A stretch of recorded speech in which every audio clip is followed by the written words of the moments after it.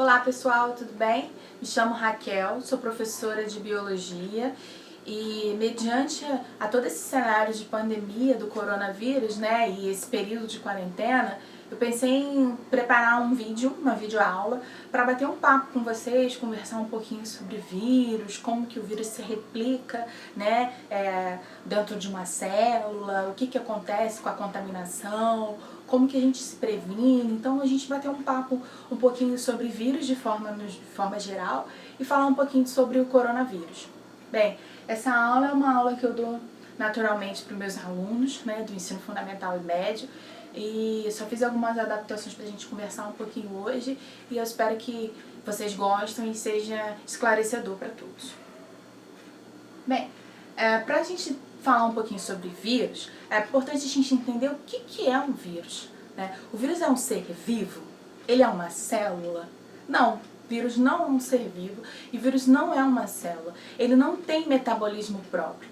Nós falamos que ele é um parasita intracelular. Por que intracelular? Para ele estar se replicando, aumentando em número, é importante que ele esteja dentro de uma célula para que isso ocorra. Então, para ele estar ativo, ele precisa estar infectando uma célula para que ocorra, né, essa replicação e posteriormente a contaminação e a infecção dessa patologia. Então, se o vírus não é um ser vivo, o vírus não é uma célula, o que é o vírus então?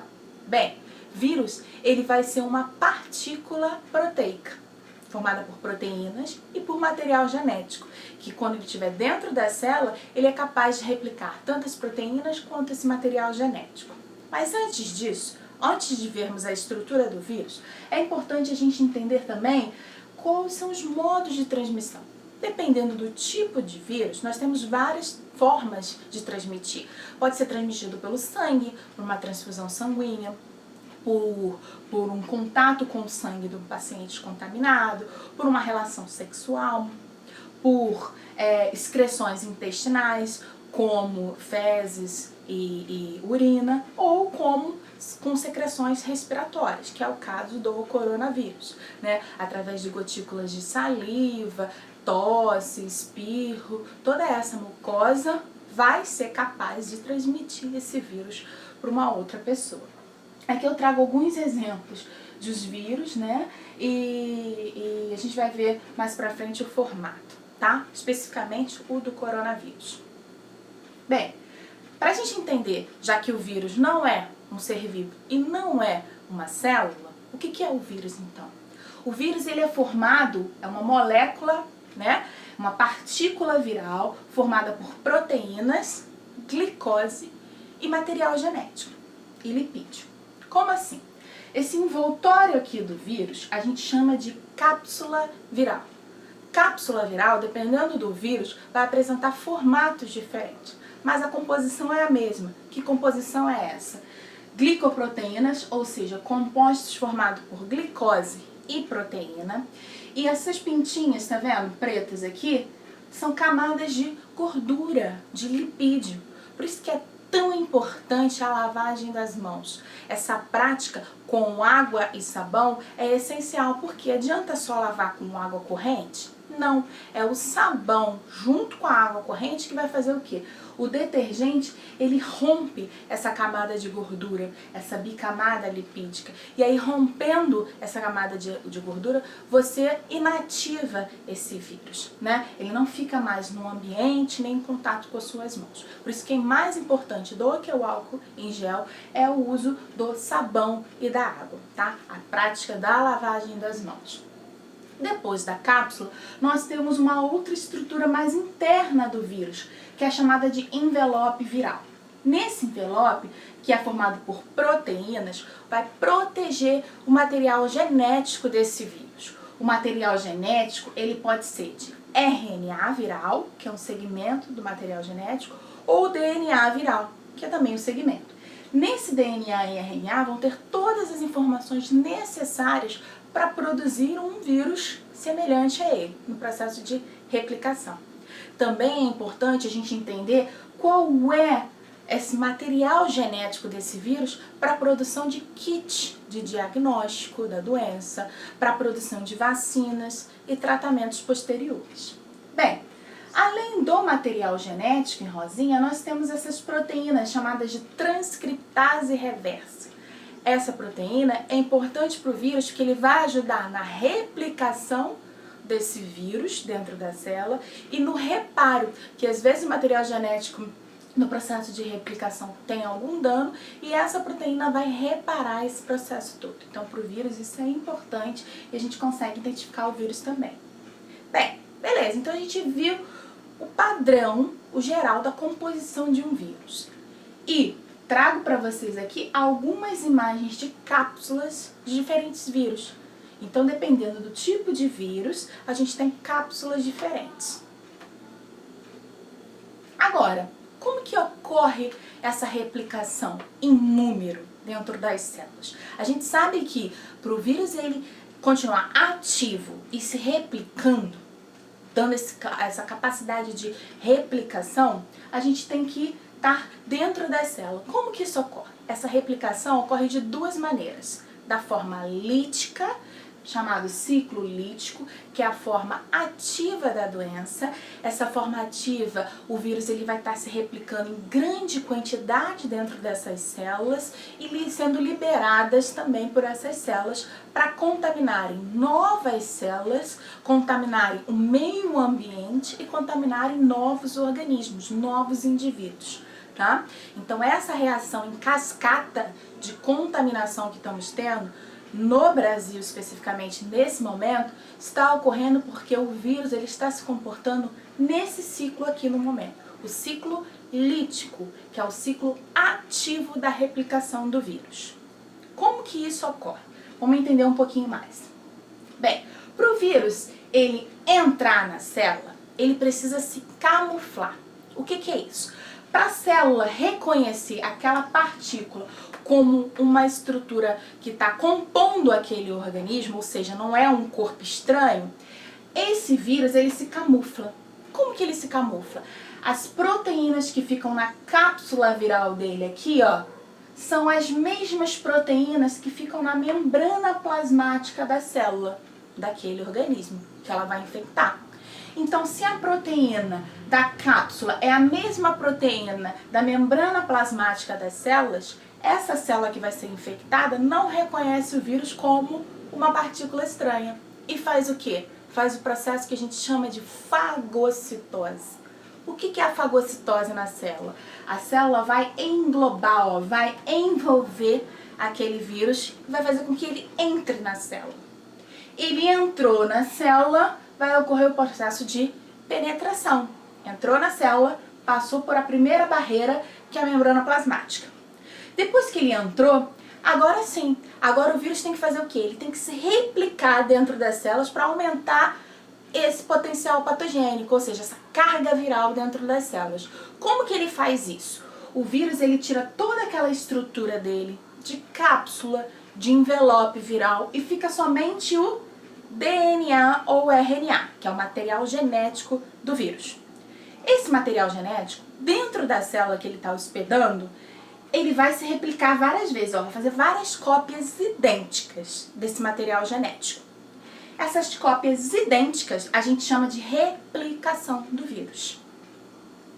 Essa replicação, depois que tiver todo o material genético replicado, o que o vírus tem que fazer? Montar a estrutura dele de novo. Então é o processo de montagem, também chamado de maturação, onde o vírus já tem o material genético dele replicado numa quantidade determinada, e aí ele vai formar novas cápsulas e envelopes virais, formando novos vírus idênticos ao anterior que infectou essa célula. E aí aqui o que acontece? Essa célula depois adoecida, cheia de vírus dentro dela, sofre morte celular, que a gente chama de lise celular. E essa morte rompe a membrana plasmática, que é a membrana plasmática, ela é rompida e libera uma grande quantidade de vírus para aquele sistema respiratório, sanguíneo, enfim, o sistema que aquele vírus está contaminando. sistema fisiológico daquele indivíduo. E aí aquele vírus ali vai replicar, vai infectar novas células, que são células saudáveis, e aí vai continuar esse ciclo lítico. Além dele continuar infectando outras células desse mesmo indivíduo, ele vai ter um potencial de fazer o quê? De contaminar o ambiente e também outros indivíduos que estão no entorno, outras pessoas que estão no entorno. Então, esse ciclo lítico é o ciclo ativo da doença, é o ciclo de intensa contaminação entre as pessoas, que é o ciclo do vírus, do coronavírus, no momento que está ocorrendo no Brasil.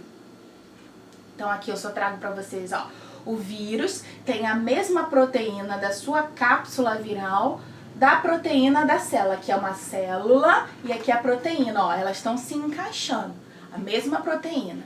Depois que encaixa, essa célula reconhece esse vírus por diferenças de cargas elétricas e faz com que ele entre na célula. Entrou na célula, ele vai fazer todo o processo de replicação do vírus. Na hora que aquele DNA vai começar a formar, já está replicado do vírus, na hora que aquele DNA ou RNA do vírus começar a formar a cápsula, notem, eles vão pegar as proteínas de que célula? Da célula que ele está infectando.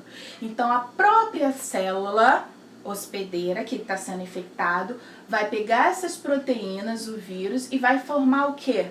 A cápsula viral. Formando a cápsula viral, esse vírus é liberado dessa célula. E essa célula sofre morte, tá? Morte celular. Esse é o primeiro ciclo. É o ciclo de contágio da doença, é o ciclo ativo da doença, onde várias pessoas estão se contaminando. É o que está ocorrendo nesse exato momento com o coronavírus aqui no Brasil. O segundo ciclo de replicação desse vírus é um ciclo mais brando, que a gente chama de ciclo lisogênico. O que acontece no ciclo lisogênico? O vírus, ele vai transmitir o material genético dele para aquela célula, a célula vai replicar aquele material viral genético, só que ela, em vez de produzir cápsulas virais, ela não produz, a célula não produz, ela retém aquela informação daquele material genético, daquele material viral. E aí isso possibilita ao sistema imunológico daquele indivíduo criar respostas de defesa. Que respostas de defesa é essa? A gente chama de memórias imunológicas. Um exemplo simples para vocês. Primeira vez que você pega uma gripe, você nunca teve contato com aquela gripe. Você tem um sintoma mais agressivo da doença, porque é o primeiro contato que sua célula, seu organismo está tendo com aquela virose. Num segundo momento, quando você pega o mesmo vírus, você tem um sintoma mais brando da doença. Por quê? Porque as suas células, o seu sistema imunológico já criou uma resposta, já tem aquela informação daquele vírus dentro das células para produzir o quê? Produzir células de defesa do seu corpo. Além de células de defesa, o nosso organismo também produz proteínas de defesa, que nós vamos ver mais à frente. Mas antes disso, nós temos dois momentos desse contato com o patógeno, com o micro-organismo ou com o vírus. O primeiro momento a gente chama de uma resposta do nosso organismo contra a doença. Então é uma resposta inflamatória, que pode ocorrer dependendo da forma de contágio daquele micro-organismo ou daquele vírus. Como, por exemplo, pode ter a contaminação pela pele, pela mucosa, no caso do coronavírus, mucosa respiratória, ok? Ou por células sanguíneas, que são as de defesa.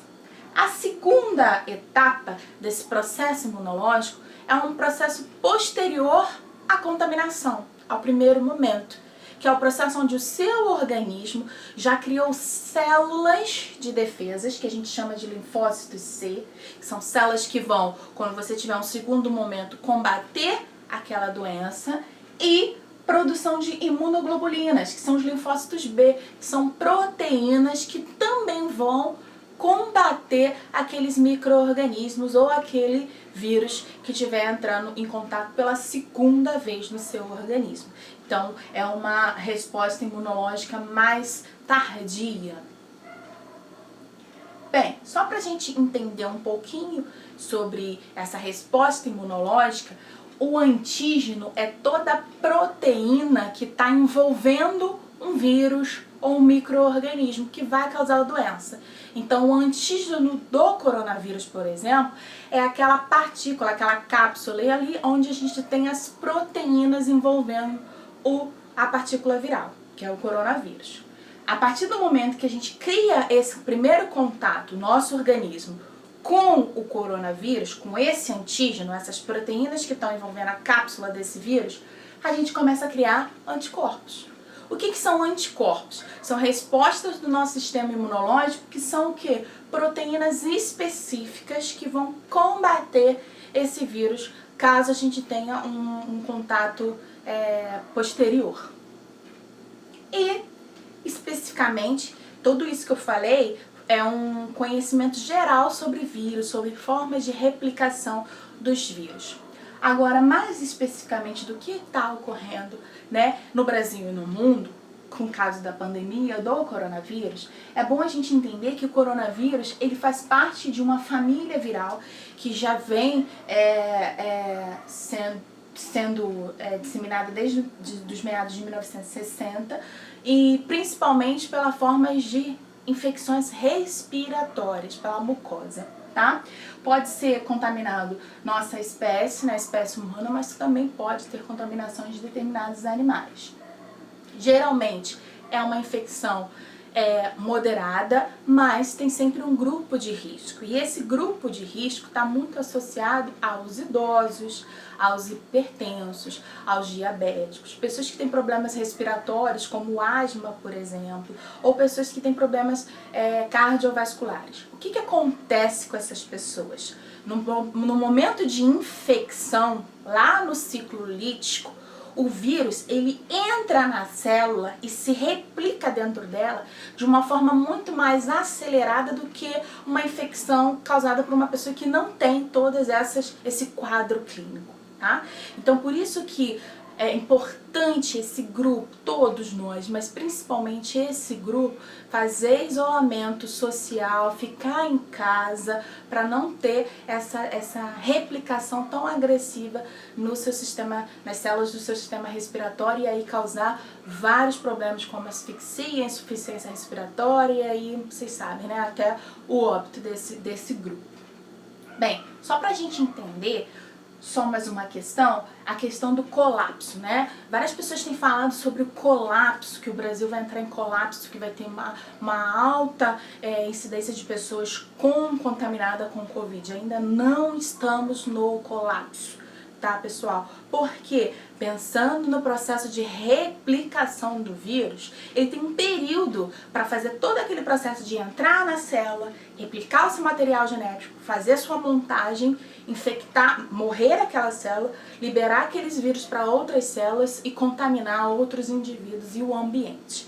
Então, esse período é o período de crescimento acelerado, que é esse período aqui que a gente está passando, curva ascendente, onde você está tendo replicação acelerada do vírus e contaminação acelerada, que é o ciclo lítico ativo de replicação do vírus.